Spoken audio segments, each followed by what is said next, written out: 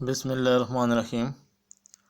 Dear students and viewers, अस्सलाम वालेकुम। Jobs and test channel में खुश आमदीद। डियर स्टूडेंट्स एंड व्यूअर्स, इस वीडियो में हम एफपीएससी का जो बैच 1 का एसएसटी का टेस्ट हुआ है 12/11/2018 को, उसके इंग्लिश पोर्शन हमने कल डिस्कस किया था। आज हम 80 मार्क्स का जो प्रोफेशनल क्वालिफ़िकेशन का पोर्शन है पेडागोजी से रिलेटेड वो डिस्कस करेंगे। तो पेडागोजी से रिलेटेड जो पहला एमसीक्यू है वो है जी, the idea that knowledge must be acquired through one of the senses is known as functionalism, empiricism, poetry और नन ऑफ दीज। जी, तो डियर स्टूडेंट, राइट ऑप्शन है एम्पीरिसिज्म। एम्पीरिसिज्म होता है एम्पीरिकल नॉलेज। एम्पीरिकल नॉलेज जो है वो लॉजिकल नॉलेज होगा, और लॉजिकल नॉलेज जो है वो एक्सपेरिमेंट्स की बेस पे होता है। एक्सपेरिमेंट्स की बेस पे जो नॉलेज होता है वो थ्रू सेंसेस होता है। ठीक है जी, तो सेंसेस की बेस पे जो है नॉलेज होता है वो क्या होता है, एम्पीरिसिज्म। ठीक है जी, तो राइट ऑप्शन जो है हमारे पास वो क्या है जी, B. B is the right option. Question number 22, the early roots of the psychology are firmly planted in philosophy and. कि साइकोलॉजी की जो रूट्स हैं, जो जड़ें हैं, वो कहाँ पे प्लांट हुई हैं, मतलब वो कहाँ से निकल रही हैं, फिलासफी से। और दूसरा ऑप्शन क्या है, एनाटॉमी, लॉजिक, फिजियोलॉजी या नन ऑफ दिस। जी, राइट ऑप्शन है physiology. Physiology is the right option. Question number 23, what is associated with fear and anger. Fear and anger जो है वो किससे एसोसिएट करता है, हाइपोकैम्पस, एमेगडेल, हाइपोथैलेमस, जैसे हाइपोथैलेमा का भी कहेंगे, नन ऑफ दीज। जी, right option is C.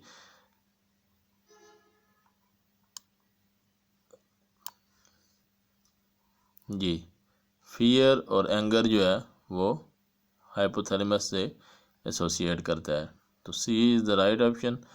Question number 24, the view that a single god exist is known as. जी, सिंगल गॉड एग्जिस्ट होने का जो व्यू है वो किस में है, ए। जी, ए है डीज़म या डाइज़म, जो भी इसे प्रोनाउंस करेंगे, थीज़म, एंथीज़म और नन ऑफ दीज, मतलब deism, theism, atheism, none of these. इनमें फ़र्क क्या है, डीज़म है जी believe on one god, theism है believe on many gods, and atheism है जो बिलीव ऑफ नो गॉड। ये कहते हैं कि देर इज़ नो गॉड, एंथीज़म वाले कहते हैं देर इज़ नो गॉड। तो एंथीज़म वाले कहते हैं देर आर मैनी गॉड्स, मतलब इनका जैसे हिंदुओं का कंसेप्ट है कई खुदाओं पर यकीन रखने वाला, तो ये थीज़म जो है ये उनसे रिलेटेड है, और डिज़म जो है ये कंसेप्ट ऑफ वन गॉड से रिलेटेड है। तो ए ऑप्शन इसका ठीक है जी। ये मैंने कल का पेपर है कि मेरे पास आ गया था, लेकिन आज मैंने इसको डिक्शनरी से और नेट से सर्च करके एमसीक्यूज़ ये लगाए हैं। हाइपोथैलेमस का डिक्शनरी में ये मीनिंग है कि ये हमारे सेंसेस से एसोसिएट करती है फियर और एंगर। ठीक है, और ये भी सर्च किया मैंने गूगल से ही। एंथीज़म जो है ये नो गॉड का कंसेप्ट देता है, थीज़म जो है ये मैनी गॉड्स का, और डेज़म जो है वन गॉड का। तो ए राइट ऑप्शन है। The advantage of simulation is that they allow students to learn about a subject. जी, सिमुलेशन है क्या, सिमुलेशन कहते हैं जी, सिमुलेशन असल में है such a flight that is use to train the pilots. Pilots को ट्रेन करने के लिए जो फ़्लाइट्स मतलब उनके सामने की जाती हैं और वो उनको देखते हैं और उनको ऑब्ज़र्व करते हैं और उससे सीखते हैं जी, वो जो फ़्लाइट्स हैं वो सिमुलेशन कर रखा है।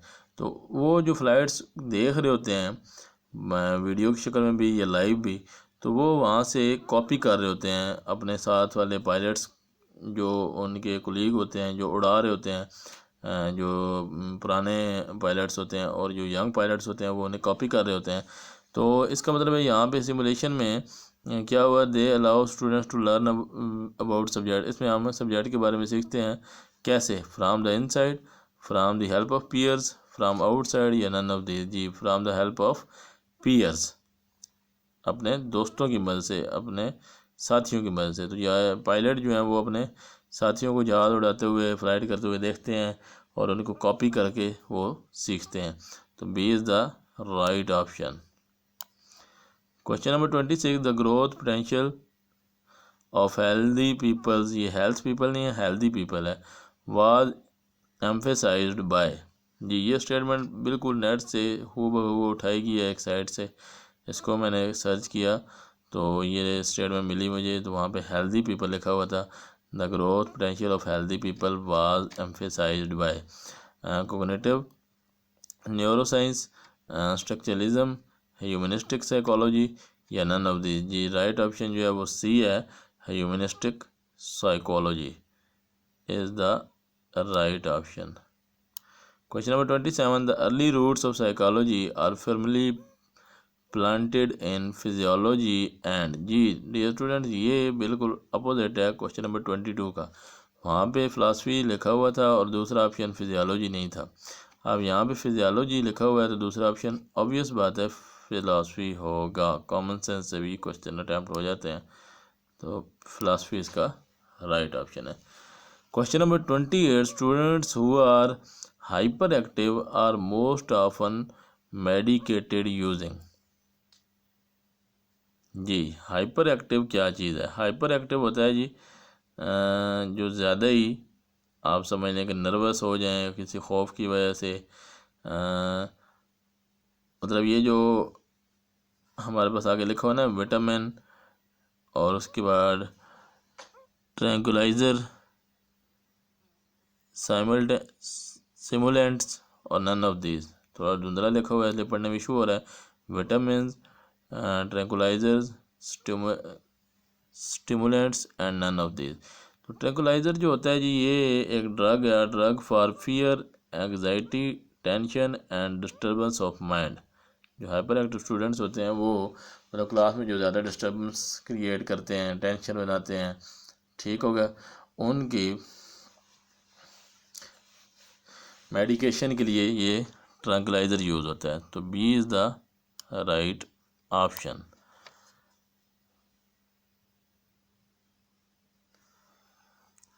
जी आगे 29 है,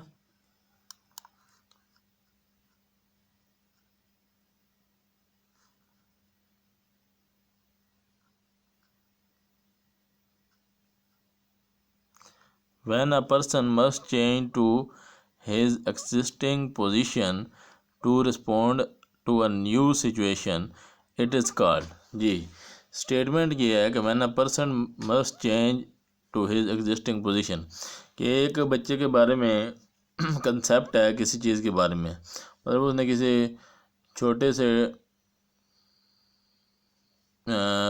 डॉग के बच्चे को देखा है, ठीक है, तो वो ये समझता है कि सारे डॉग्स ही छोटे छोटे होते हैं। लेकिन जब वो बड़े को देखेगा तो उसके माइंड में जो पहला कंसेप्ट था कि सारे डॉग छोटे होते हैं वो उसको चेंज कर लेगा और उसकी जगह नया कंसेप्ट ले आएगा,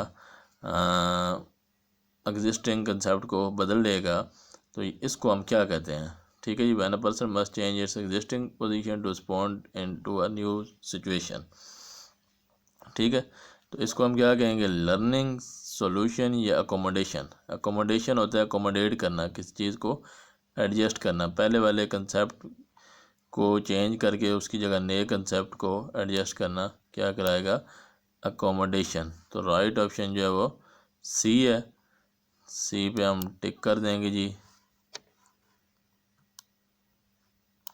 question number 30, curriculum reflects the culture of school, humanity, society या नन ऑफ दिस। जी, करिकुलम जो बनाया जाता है वो सोसाइटी की नीड्स को सामने रख कर ऑब्जेक्टिव्स तय किए जाते हैं फ़िलासफ़ी की मदद से, और फिर करिकुलम जो है वो बनाया जाता है। तो curriculum reflects the culture of society. C option is the right option. Research conducted for testing and applying the theories is called. जी, जो रिसर्च जो है वो टेस्टिंग और अप्लाइंग थ्योरीज के लिए की जाती है वो होती है अप्लाइड रिसर्च। बेसिक रिसर्च में थ्योरीज जो हैं थ्योरीज पे काम किया जाता है और थ्योरीज को बनाया जाता है, ठीक है। और अप्लाइड रिसर्च में थ्योरीज को टेस्ट किया जाता है, थ्योरीज को अप्लाई किया जाता है। और एक्शन रिसर्च में जो है वो सूटेबल सिचुएशन में, किसी ख़ास सिचुएशन, एक फ़ौरन किसी सिचुएशन से का सामना करना पड़ गया आपको, तो उसके सलूशन के लिए आप जो रिसर्च करेंगे वो एक्शन रिसर्च होगी। फ़ायदा और आगे उसकी बात हो रही है, अगला MCQ से रिलेटेड है। यहाँ पे C is the right option. Question number 32, research which has a classroom approach. जो क्लासरूम लेवल पे छोटे मोटे मसाइल्स को फ़ौरन हल करने के लिए जो रिसर्च की जाती है वो क्या कहलाएगी? बेसिक, एक्शन या both A and B action. What is true about hypothesis. Hypothesis के बारे में क्या ठीक है? Always tested, always liked, always repeated या नन ऑफ दीज। जी, always tested, always tested. If the result of the test and retest are the same, it is called truth, reliability, clear या none of these। जी, reliability।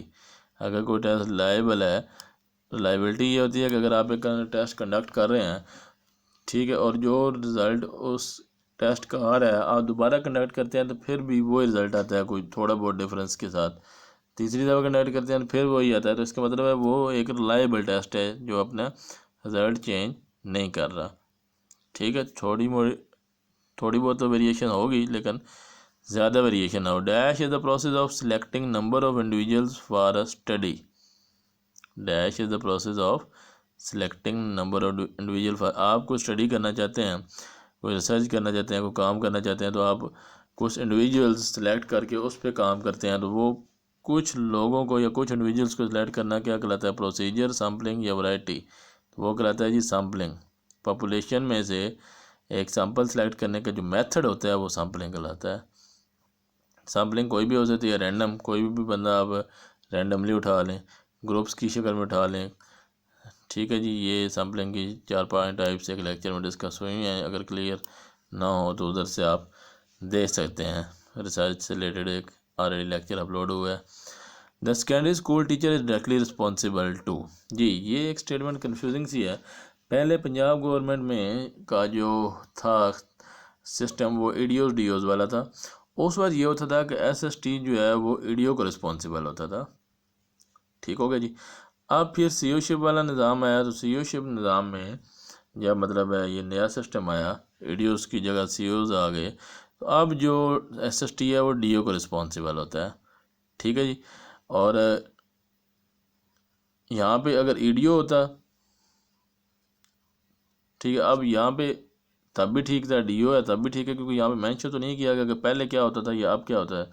और जो वैसे ज़्यादा बेहतर लग रहा है, क्योंकि ये कन्फ्यूजिंग सा MCQ 2-4 लाजमी डाले जाते हैं जो बच्चों को ज़्यादातर कन्फ्यूज़ करें, तो वो यहाँ पे ज़्यादा सूटेबल बी है मेरे अंदाजे के मुताबिक। बी क्यों है? क्योंकि कोई भी टीचर, चाहे EST है चाहे SST है, वो पहले रिस्पॉन्सिबल किसको है? हेड मास्टर को। किसको रिस्पॉन्सिबल है? हेड मास्टर को। Question number 37, chairperson of school council is. School council जिसे हम SMC भी कहते हैं, स्कूल मैनेजमेंट काउंसिल, उसका चेयरपर्सन कौन होता है? DC, DO या हेड टीचर? हेड टीचर होता है जी। विच थ्योरी से leaders are born not made, कि लीडर्स जो हैं वो पैदा होते हैं, बनाए नहीं जाते? Contingency theory, idealism, trade theory या none of this. Ji, trades theory. Trade theory मतलब ये है कि लीडर्स जो हैं वो पैदा होते हैं, बनाए नहीं जाते, कि उनमें अल्लाह ताला की तरफ से खूबियाँ होती हैं लीडर्स जो होते हैं। Administration means to look after authority, to count, control या नन ऑफ दिस। जी, to look after. B is the right option. Question number 40, the administration of a principal is better valuated by. The administration of a principal is better evaluated by teacher, parents, society या none of this. जी, society सबसे बेहतर evaluation करती है। Evaluation होता है जायज़ा लेना, ठीक है। पेरेंट्स भी नहीं बेहतर एवेलुएशन नहीं कर सकते, टीचर्स भी नहीं करते, सोसाइटी बेहतर एवेलुएशन करती है, जायज़ा लेती है। ठीक हो गया जी, तो C is the right option. 40 MCQs हो गए, मतलब 20 पहले वाले इंग्लिश के निकाल के, तो वैसे तो 20 हुए हैं अभी तक। आगे देखते हैं जी 41 से।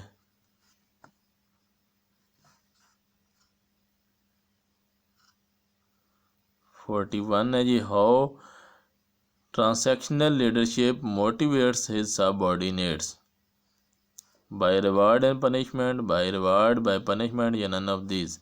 जी, A is the right option, by reward and punishment, by reward and punishment. जी, how transactional leadership motivates its subordinates, ये स्टेटमेंट थी कि ट्रांसैक्शनल लीडरशिप जो है वो अपने सबऑर्डिनेट्स को कैसे मोटिवेट करती है, मतलब कोई काम करने के लिए मोटिवेट होता है, उकसाना, ठीक है। तो कैसे, बाय रिवार्ड एंड पनिशमेंट, इनाम देकर या सज़ा देकर। Autocratic leadership style of principal is ever disliked by. हाँ जी, ऑटोक्रेटिक स्टाइल को जो सबसे ज़्यादा नापसंद करते हैं वो टीचर्स करते हैं। जी, paternity leave are granted for maximum 7 days, 20 days, 30 days या नन ऑफ दिस।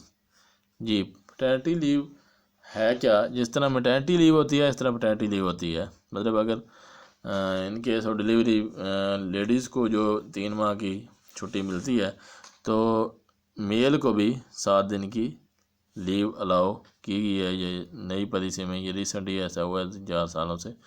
तो 7 days की लीव जो है वो मेल जो लोग हैं सर्विस करने वाले उनको अलाउ है।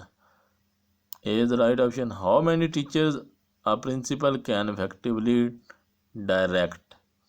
एक प्रिंसिपल ज़्यादा ज़्यादा कितने टीचर्स को डायरेक्ट कर सकता है, उनको कंट्रोल कर सकता है।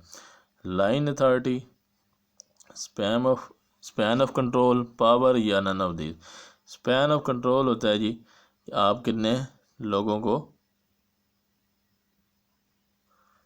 कंट्रोल कर सकते हैं, ठीक है जी। एक बंदा या एक मैनेजर या एक एडमिनिस्ट्रेटर कितने लोगों को कंट्रोल कर सकता है, जी स्पैन ऑफ कंट्रोल में आ जाता है। बी इसका राइट ऑप्शन हो गया। Question number 45, principal has the right to check the work of teachers and make certain decisions without counselling anyone is. दोबारा सुन लें, principal has the right to check the work of teachers, teachers के काम को check करना, and make certain decisions, और उसके बारे में फ़ैसला करना, विदाउट काउंसलिंग एनीवन, बगैर किसी से मशवरा किए। तो ये क्या चीज़ है, unity of command, control, line authority या नन ऑफ दिस। जी, यूनिटी ऑफ कमांड, जो वो एडमिनिस्ट्रेटर है या मैनेजर है वो कमांड अपने हाथ में रखता है, बगैर किसी से मशवरा किए वो फैसला करता है, वो इम्पोज कर देता है। आगे ऑब्जेक्टिव नंबर 26 है जी। 26 क्या है देखते हैं जी।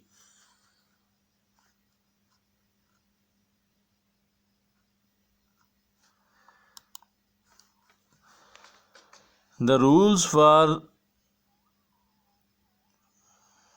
जी क्या लिखा है, rules for presenting difficult terms to make them easy for a student is. The rule for presenting difficult terms to make them easy for the students is. जी, डिफ़िकल्ट टर्म्स को आसान बनाकर स्टूडेंट्स को पेश करना क्या कहलाता है, प्लानिंग, टैक्टिक्स या मैक्साइम्स ऑफ टीचिंग या नन ऑफ दिस। जी, मैक्साइम्स ऑफ टीचिंग मेथड में आ जाता है। मैक्सिमम्स ऑफ टीचिंग में teaching methods. Dash focuses on teaching adults, pedagogy, andragogy, strategy या नन ऑफ दी। जी, andragogy means study of adults. B option is the right option. Dash brings together scientific ideas to form a unique idea, ठीक है। कई scientific ideas को इकट्ठा करके एक नया आइडिया बनाना वो कहलाता है साइंथेसिस। एवेल्यूएशन होता है किसी चीज़ का जायज़ा लेना, एनालिसिस होता है कि आप किसी चीज़ को का तजिया करना, उसको मुख्तलिफ़ हिस्सों में डिकम्पोज करके उसका तजिया करना, ये एनालिसिस होता है जी। Question number 49, teachers perform practically and explain. Teacher जो है वो प्रैक्टिकली परफॉर्म भी करता है और एक्सप्लेन भी करता है जी। किस में ऐसे करता है, कौन से मेथड में ऐसे करता है? Demonstration method, lecture method, discovery method या नन ऑफ दिस जी। डिमॉन्स्ट्रेशन मेथड में टीचर प्रैक्टिकली परफॉर्म भी करता है और एक्सप्लेन भी करता है। A is the right option. Education for sustainable development seeks partnership across the जी। एजुकेशन फॉर सस्टेनेबल डेवलपमेंट जी, अच्छी और पायदार कारकर्दगी के लिए हाँ जी तालीम क्या तलाश करती है? Education seeks particularly across the society, future, culture या नन ऑफ दिस। सोसाइटी 50 का ए जो है वो ऑप्शन ठीक है। टू इम्प्रूव नॉलेज और skills to somebody by instructions और examples is. To impart knowledge और स्किल्स टू समबॉडी, बाकी लोगों को नॉलेज और स्किल्स मुहैया करना, बाय इंस्ट्रक्शंस और एग्जांपल्स, इंस्ट्रक्शंस और एग्जांपल्स की मदद से किसी आदमी को नॉलेज या स्किल्स देना क्या कहलाता है? टीचिंग, लर्निंग, अंडरस्टैंडिंग या नन ऑफ दिस जी। ऑब्वियस बात है टीचिंग। टीचिंग एक आर्ट है जिसकी मदद से हम नॉलेज और स्किल्स दूसरे बंदे को प्रोवाइड करते हैं, उसको हदायत में इंस्ट्रक्शन देकर और एग्जांपल से जी। तो A is the right option. To absorb new ideas into our existing knowledge, पहले वाले आप मौजूदा नॉलेज में नए आइडियाज़ को अब्जॉर्ब करना क्या कहलाता है जी? चेंज, लाइफ या assimilation? Assimilation is the right option. Question number 53, which teaching technique may be better for elementary students? Elementary students के लिए कौन सा मेथड बेहतर है? Lecture method, topology, activity method या नन ऑफ दी जी। लेक्चर मेथड तो जो है ये हायर क्लासेस में ज़्यादा बेटर होता है और एक्टिविटी मेथड जो है वो मिडल तक जो है वो ज़्यादा बेटर होता है। तो C is the right option. Elementary students के लिए एक्टिविटी मेथड जिसे हम सरगर्मियाँ कहते हैं वो सबसे बेस्ट है। Students are directly involve as experimental learning in. Students are directly involve as experimental learning in जी। दोबारा पढ़ते हैं। Students are directly involve, students direct involve होते हैं एज एक्सपेरिमेंटल लर्निंग। जिस तरह एक्सपेरिमेंटल लर्निंग होती है जिसमें वो कोई एक्सपेरिमेंट या प्रोजेक्ट कर रहे होते हैं और वो प्रोजेक्ट करते हुए स्टूडेंट्स डायरेक्टली उसमें इन्वॉल्व होते हैं। ठीक है जी। तो ये किस में होता है? सिमुलेशन में, लेक्चर मेथड में या सिमुलेशन में? सिमुलेशन में ऐसे होता है जी। सिमुलेशन पीछे सिमुलेशन के बारे में पढ़े हैं कि ऐसी फ्लाइट जिसको देखकर ठीक है जी नए पायलट्स जो है वो सीखते हैं, कॉपी करते हैं, सिमुलेशन। तो यहाँ पे students are directly involve an experimental learning in. ठीक हो गया जी। Question number 55, pedagogy means. Pedagogy का मतलब क्या है?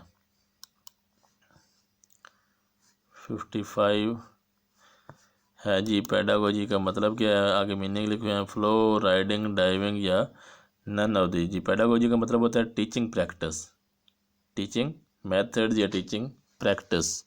तो टीचिंग प्रैक्टिस होता है पैडागोजी का मतलब। तो यहाँ पे तो टीचिंग प्रैक्टिस ऑप्शन है ही नहीं, तो डी इसका राइट ऑप्शन है। According to Einstein education should be run rather than. Einstein का ये कहना था कि education should be run, education को चलाना चाहिए, ना कि लर्निंग। आगे ऑप्शन है लर्निंग, नॉलेज पुश्ड या नन ऑफ द पुश्ड। के क्या मतलब हुआ है कि आइंस्टाइन का ये ख्याल था कि education should be run, education को चलाना चाहिए, रादर देन पुश्ड, बजाय उसको धकेलने के। तो पुश इसका राइट ऑप्शन है। Trial error and imitation is adaptation. Adaptation क्या है? अडाप्टेशन की डेफिनेशन है एडजस्टमेंट टू न्यू एनवायरनमेंट। नए एनवायरनमेंट में एडजस्ट होने का मतलब है को हम क्या कहते हैं? अडाप्टेशन कहते हैं। नए एनवायरनमेंट में जब आपने एडजस्ट होना है तो आप ट्रायल लेंगे पहले, मतलब चेक करेंगे, ट्राई जैसे हम कहते हैं। सो आपसे एरर्स भी होंगे, आप उधर कॉपी भी करेंगे, एरर से भी सीखेंगे और लोगों को कॉपी करके भी सीखेंगे, तो ये अडॉप्टेशन होता है। Measurement answers the question. जी, मेजरमेंट और वैल्यूएशन में डिफरेंस एक वीडियो में बताया था। मेजरमेंट जो है वो आंसर देती है किस क्वेश्चन का, कि मच हाउ मच कि कितना बेहतर किसी बच्चे ने परफॉर्म किया है। और वैल्यूएशन जो है वो आंसर देती है हाउ वेल कि क्वालिटी के हिसाब से कितना बेहतर। मैंने मेजरमेंट में आएगा कि नंबर ऑफ क्वांटिटी के हिसाब से कितना बेहतर, मतलब how much.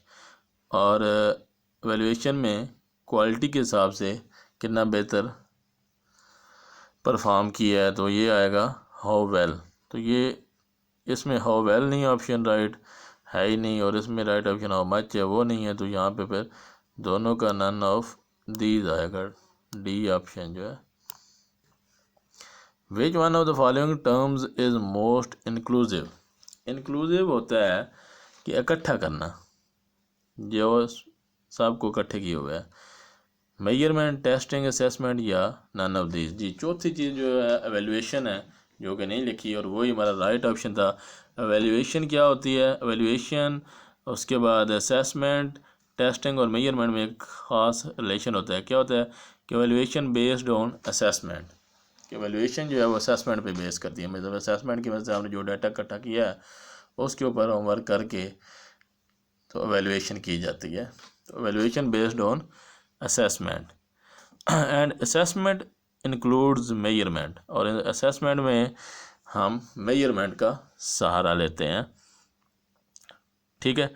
And measurement depends on testing, और मेजरमेंट जो की जाती है वो एक आले की मदद से की जाती है जिसे हम टेस्ट कहते हैं, ठीक है जी। तो ये चारों एक दूसरे को रिलेट कर रही हैं। तो मेन चीज़ वैल्यूएशन है, valuation based on assessment, and assessment includes measurement and measurement based on testing. Question number 61. Interview may be conducted in dash adaptive behavior of candidates.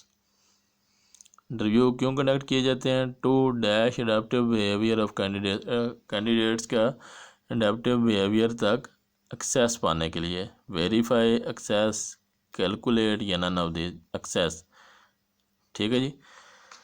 क्या लाइन बनेगी? इंटरव्यूज में be connected to assess, access नहीं sorry, assess adaptive behavior of candidates. तो assess जो है वो right option है। ऊपर वाले में नन ऑफ दीज था और इसमें assess B. The test developed are measure minimum basic knowledge and skills of the student is called. जो ऐसा टेस्ट जो बच्चों के कम से कम नॉलेज और स्किल्स को चेक करता है वो क्या होता है? डायग्नोस्टिक टेस्ट, मास्टरी टेस्ट या survey test. Mastery test, mastery test से ये पता चलेगा कि बच्चे में कौन सा स्किल कितना है, कितना वो मास्टर है किसी स्किल का। 63 a test used to measure many skills with just a few items for each skill is। A test used to measure many skills, ऐसा टेस्ट जो कई स्किल्स को मेजर करने के लिए इस्तेमाल होता है। With just a few items for each skill, और हर स्किल्स के लिए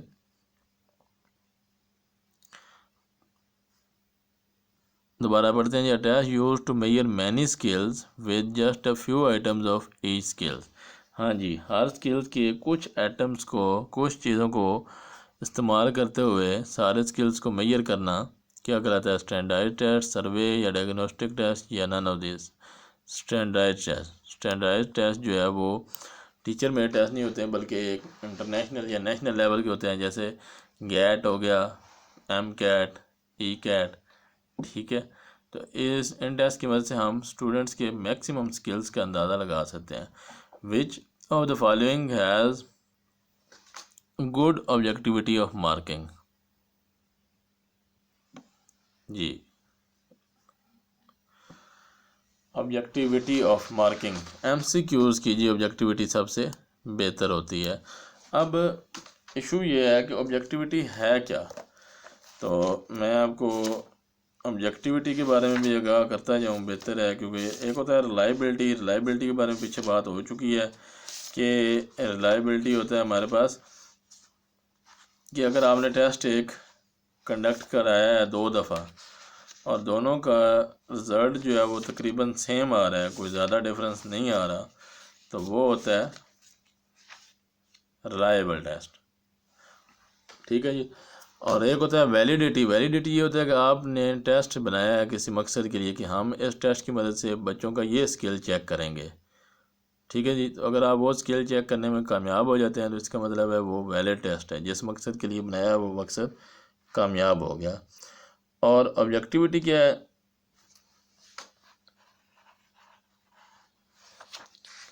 जी ऑब्जेक्टिविटी इसकी डेफिनेशन नहीं मिल रही, वरना मेरा दिल था कि यहाँ पे ये भी एक्सप्लेन हो जाता।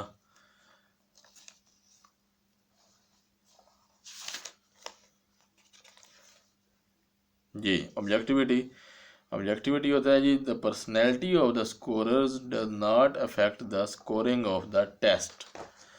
मतलब जो बंदा चेक कर रहा है टेस्ट को, ऑब्जेक्टिविटी क्या है कि जो एग्जामिनर है जो चेक कर रहा है उसका जो बिहेवियर है या उसका जो एटीट्यूड है वो अफेक्ट ना करे। मसलन एक बंदा पेपर चेक कर रहा है सब्जेक्टिव टाइप और वो गर्मी में बैठा है, ठीक है, तो गर्मी की वजह से वो ज़रूर डिस्टर्ब है, तो वो मार्किंग में कमी बेशी ज़रूर करेगा। हो सकता है वो किसी घरेलू इशू की वजह से परेशान है, तो वो उस परेशानी का असर भी आपको उसकी मार्किंग में ज़रूर नज़र आएगा। लेकिन MCQs एक वाइड टेस्ट है जिसमें आपको ऑब्जेक्टिव की आप जिस कंडीशन में भी हैं, परेशान हैं, जो भी है, अफेक्ट नहीं होगा MCQs की मार्किंग पे। तो ये होता है ऑब्जेक्टिविटी। ठीक हो गया जी। Question number 65, the statement of the problem in MCQs is called. MCQs में स्टेटमेंट एक होती है और एक आगे आंसर्स होते हैं। तो जो स्टेटमेंट होती है उसे हम क्या कहते हैं, स्टेम।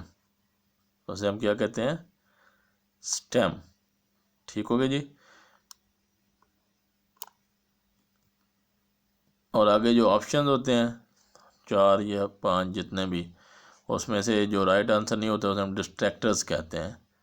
ठीक है जी। जो राइट आंसर उनमें से नहीं होता उसे हम क्या कहते हैं, डिस्ट्रैक्टर। ये 65 MCQs हो गए जी। आगे 66 है जी। क्या है 66,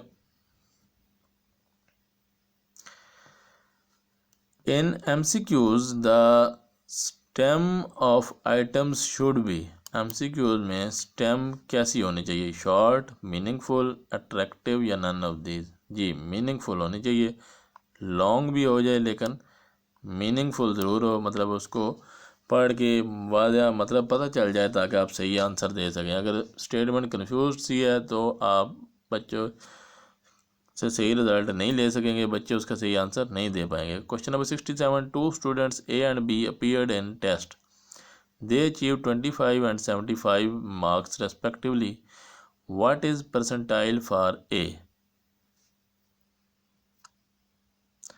जी A के लिए परसेंटाइल क्या होगा।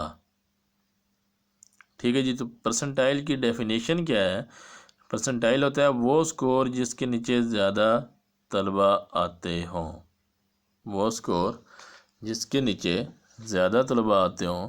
तो देखें जी 25 मार्क्स जो हैं वो ए ने लिए हैं। ठीक है। तो मतलब ये हुआ कि टेस्ट में ज़्यादा से ज़्यादा जो नंबर ए ले सका है वो है 25। तो ए के लिए जो परसेंटाइल है वो क्या होगा 25 और बी के लिए होगा 75। तो A is the right option. 68 है जी, an outline of the topics of subjects to be covered in specific time is called. एक ख़ास टाइम में जो टॉपिक्स आपने कवर करने हैं किसी सब्जेक्ट के, उसकी जो आउटलाइन है वो क्या कहलाती है, कोर्स आउटलाइन उसे हम कहते हैं। IQ of the student having same physical and mental age will be 100, 125, 0 या none of these। जी IQ फार्मूले IQ का फार्मूला है IQ मेजर करने का कि mental age divide by physical age multiply by 100। जब मेंटल एज और फिज़िकल एज दोनों इक्वल हैं, ये क्वेश्चन में लिख रहा है having same physical and mental age, मतलब आप दोनों की जगह 10 पुट कर दें, 10/10 कैंसिल हो जाएगा, मल्टीप्लाई बाय 100 तो 100% रिजल्ट आएगा। अगर सपोज कर लें कि मेंटल एज 10 है तो फिज़िकल एज भी 10 होगी क्योंकि दोनों सेम है। तो फार्मूला होता है mental age over physical age multiply by 100। 10 mental age की जगह भी 10 लिखेंगे, फिज़िकल की जगह भी 10 लिखेंगे, तो 10 से कैंसिल हो जाएगा, तो हमारे पास 100 आंसर आ जाएगा। जी मैं यहाँ पे फार्मूला लिख देता हूँ। IQ का जो फार्मूला है डी स्टूडेंट्स वो होता है मैकेनिकल कह रहा हूँ मेंटल एज, मैं शॉर्ट फॉर्म में लिख रहा हूँ MA ओवर फिज़िकल एज, इसको मैं शॉर्ट फॉर्म में लिख रहा हूँ PA मल्टीप्लाई बाय 100। ठीक है जी। अब अगर मैकेनिकल एज और फिज़िकल एज दोनों इक्वल हो जाएं, सेम हो, मतलब ये भी 10 हो ये भी 10 हो, 10 और 10 कैंसिल, तो आंसर क्या आ जाएगा 100। ठीक हो गया जी। तो आगे हमारे पास है जी, इससे अगला जो MCQ है वो क्या है जी, इसको पहले क्लियर कर लें और वो मैं बताता हूँ। नेक्स्ट है which one is the most important for change in behaviour change करने के लिए सबसे बेस्ट क्या है, एनवायरनमेंट, पेरेंट्स, एजुकेशन या नन ऑफ दिस। जी एजुकेशन जो है, एजुकेशन का मकसद ही यही है कि चेंज इन बिहेवियर, तो C option is the right option. A sound curriculum must be based on the needs and aspiration of. जो साउंड करिकुलम होता है, जो अच्छा करिकुलम होता है, वो बनाया जाता है किस की नीड्स और एस्पायरेशन को सामने रखते हुए, सोसाइटी, स्कूल, पीपल या नन ऑफ दिस। जी सोसाइटी की नीड्स को सामने रखते हुए जो करिकुलम बनाया जाता है वो सबसे बेस्ट होता है। जी the effectiveness of the curriculum depends on the interest of the effectiveness of the curriculum depends on the interest of the, मतलब करिकुलम की जो इफेक्टिवनेस है वो किस पे डिपेंड करती है, टीचर्स, लर्नर्स, स्टूडेंट्स या नन ऑफ दिस। जी स्टूडेंट की इंटरेस्ट पे डिपेंड करती है इफेक्टिवनेस। अगर स्टूडेंट्स इंटरेस्ट ज़्यादा ले रहे हैं किसी करिकुलम में, तो इसका मतलब वो करिकुलम ज़्यादा इफेक्टिव है। ठीक हो गया जी।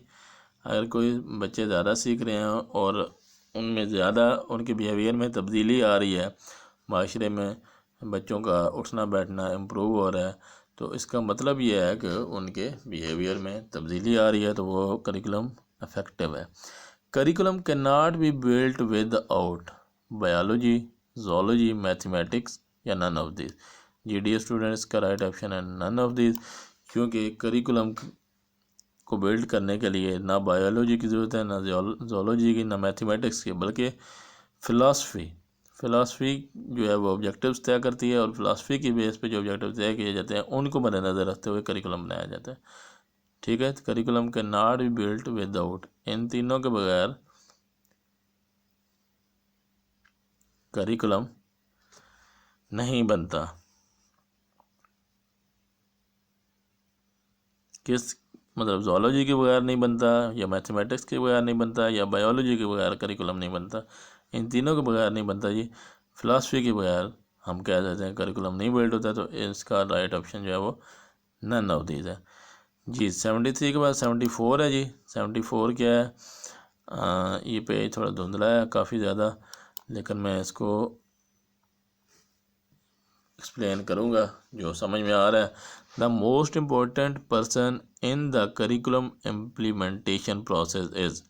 जो करिकुलम बन के आ गया है करिकुलम ब्यूरो की तरफ से, गवर्नमेंट की तरफ से, उसको इम्प्लीमेंट कराने में सबसे ज़्यादा रोल किसका, प्रिंसिपल का, स्टूडेंट का, टीचर का या नन ऑफ दिस। ये टीचर का। टीचर डायरेक्ट इम्प्लीमेंट करवा रहा होता है उस करिकुलम को क्लास में स्टूडेंट्स पर। आगे जी religious education is strongly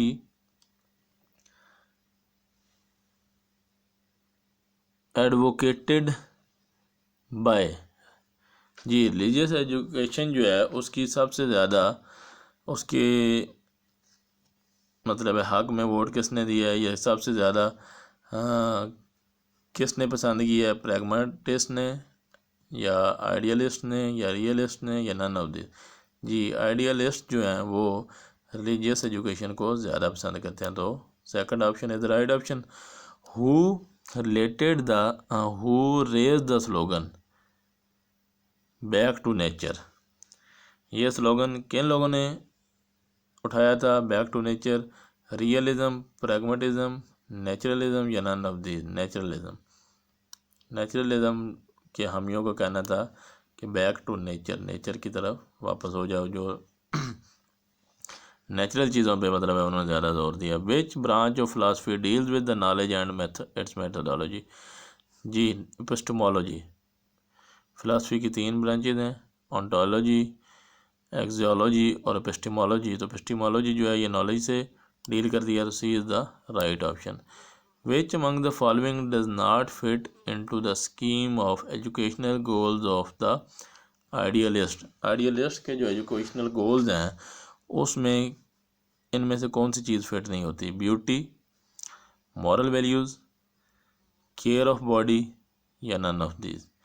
ji idealism, realism, pragmatism, existentialism, इनके डिफरेंस ऑलरेडी एक लेक्चर में डिटेल से डिफरेंस चारों का बताया जा चुका है। तो यहाँ पे सिंपल से मैं बताऊंगा कि आइडियलिस्ट जो है वो आइडियाज़ पे ज़्यादा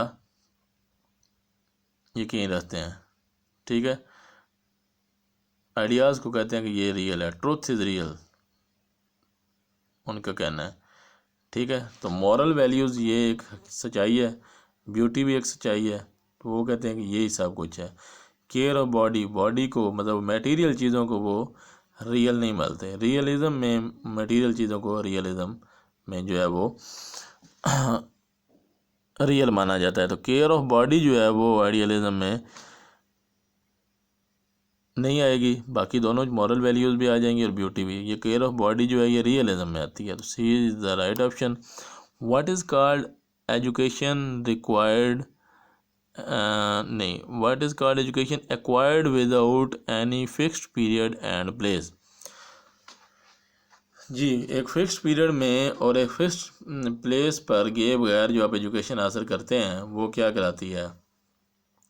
इनडायरेक्ट एजुकेशन, डायरेक्ट एजुकेशन या इनफॉर्मल एजुकेशन या नन ऑफ दिस। जी 3 किस्म की एजुकेशन होती है, ये इसमें सी जो है वो राइट ऑप्शन है। इनफॉर्मल एक होती है फॉर्मल, जो आप किसी बाकायदा अदारे में उनके रूल्स और रेगुलेशन को फॉलो करते हुए हासिल करते हैं। ठीक है, एक होती है इनफॉर्मल, जो आप घर बैठे किसी अदारे के साथ मुंसलिक रहकर ख़त किताबत के ज़रिए क्वालिफ़िकेशन या एजुकेशन हासिल करते हैं, जैसे लामा इकबाल ओपन यूनिवर्सिटी वाले हैं। ठीक है, और एक नॉन फॉर्मल होती है, जो आप किसी भी जगह किसी भी टाइम जो हम सीख रहे होते हैं, उठते बैठते, कोई आपने फ़िल्म देखी, आपने कोई किसी बंदे को अच्छे काम करते देखा तो आपने उस बात को कॉपी कर लिया। ठीक है, ये कोई भी जो इल्म आप किसी भी जगह बगैर किसी इदारे को ज्वाइन किए, बगैर किसी इदारे के साथ मुंसलिक हुए एजुकेशन हासिल करते हैं, वो इनफॉर्मल में आ जाएगी। तो C is the right option. A value which is constantly described and desirable in a subject is called। A value which is constantly described, जो मुस्तकिल बयान की गई है, and desirable in a subject is called। Preparation से लफज है, preparatory value, introductory value, conventional value, none of this. Conventional value, this is the right option. आगे जी frustration and anxiety produce dash in an individual. Stress, tension, diffusion या none of this. जी tension. Frustration and anxiety produce tension in an individual. ठीक हो गया जी। आगे question number 82। A prolong tension causes, कि एक बहुत लंबी टेंशन जो है वो क्या करती है।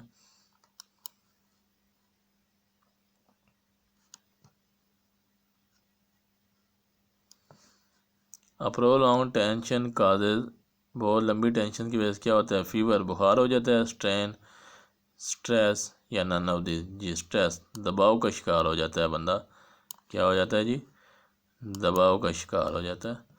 तो C is the right option. पिछले में टेंशन जो है वो राइट ऑप्शन था। 83 है जी, characteristic of information used to investigate an event are called.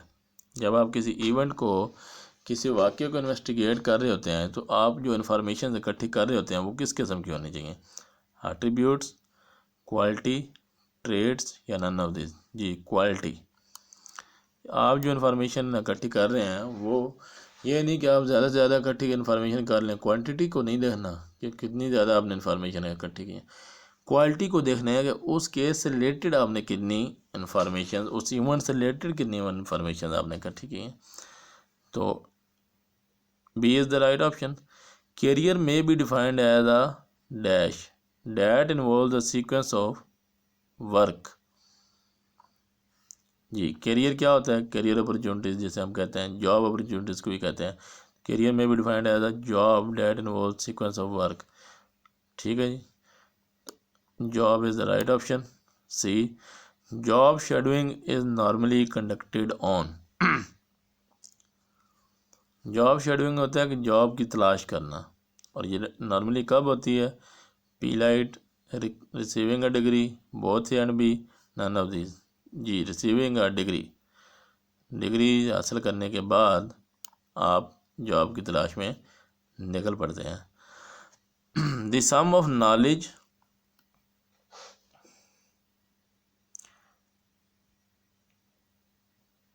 Ji the sum of knowledge, और आगे ये कुछ समझ नहीं आ रहा जी डी स्टूडेंट्स, क्या लिखा हुआ है, डीकम्पोजिशन है या मैं इसको कंफर्म कर लूँ। क्वेश्चन नंबर 86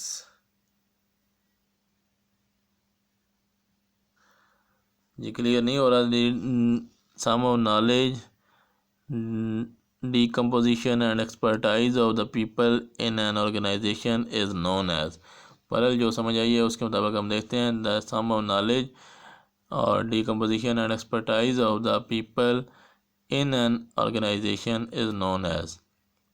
नॉलेज इकट्ठा करना और लोगों की, जो लोग ऑर्गेनाइजेशन में काम कर रहे हैं उनकी स्किल्स वगैरह को, ठीक है जी, नोट करना, ये क्या है, human potential, human capital, power या none of this. Human potential, कितनी किस्में काबिलियत है, कितना नॉलेज है, कितने स्किल्स हैं।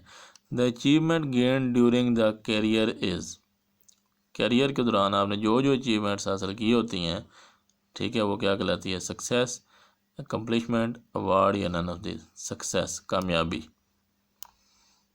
कैरियर के दौरान आप जो अचीवमेंट्स हासिल करेंगे वो क्या कहलाएगी, सक्सेस ही कहलाएगी। What is meant by term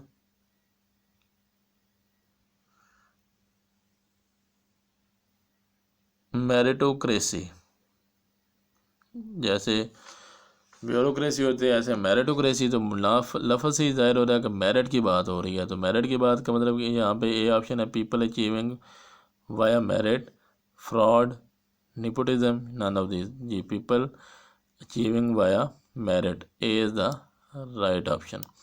89 dash is an activity not only evaluates how people perform but also how activities have been done.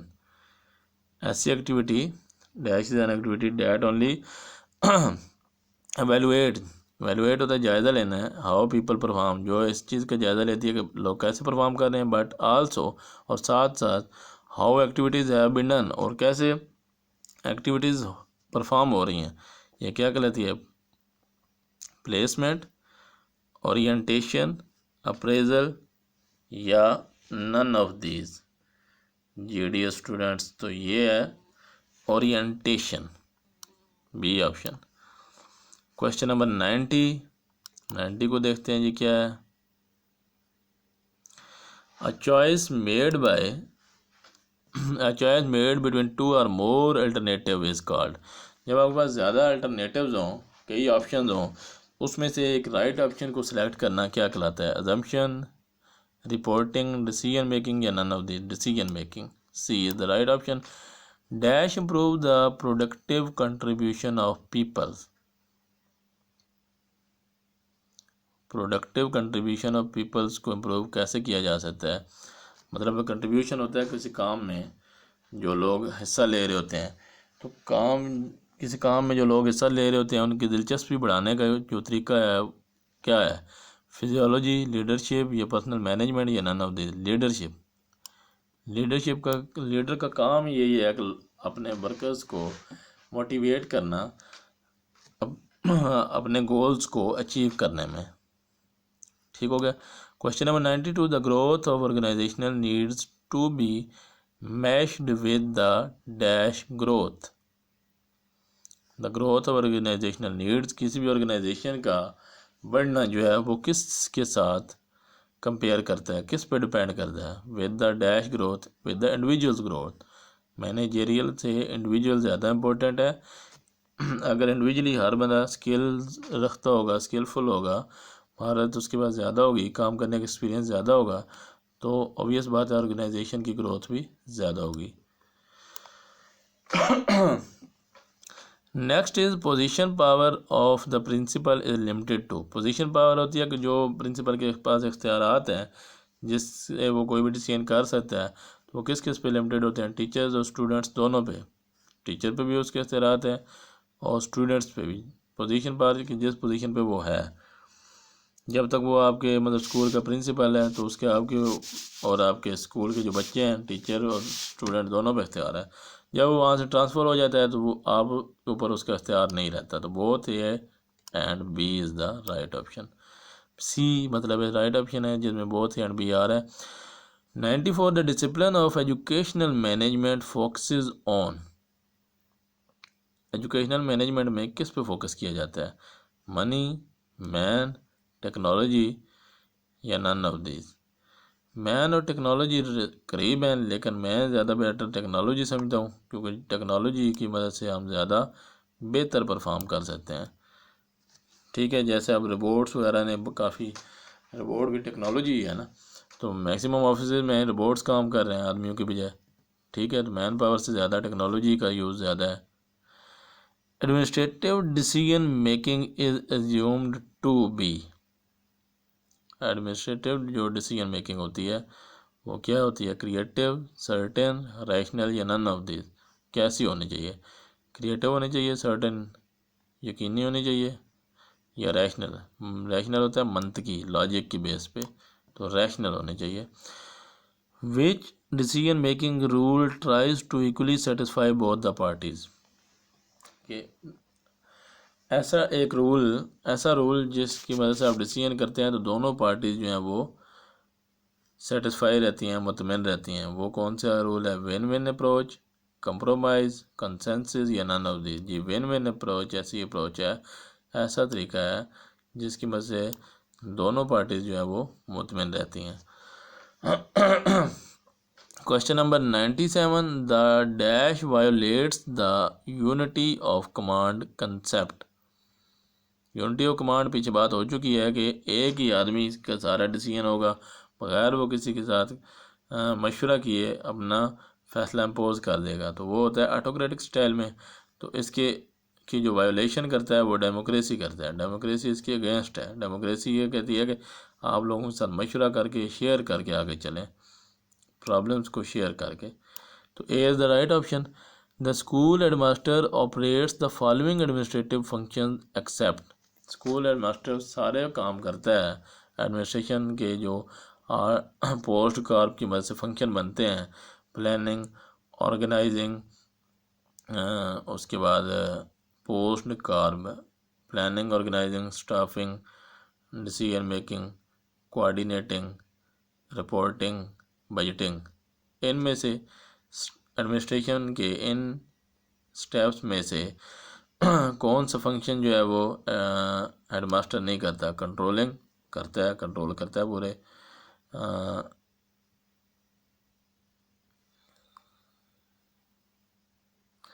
Ji coordinating, staffing होता है कि जो उसके पास अवेलेबल रिसोर्सेज हैं, जो ह्यूमन रिसोर्सेज हैं उनको प्रॉपरली यूज़ करना, और कोऑर्डिनेशन कम होती है जी। B is the right option.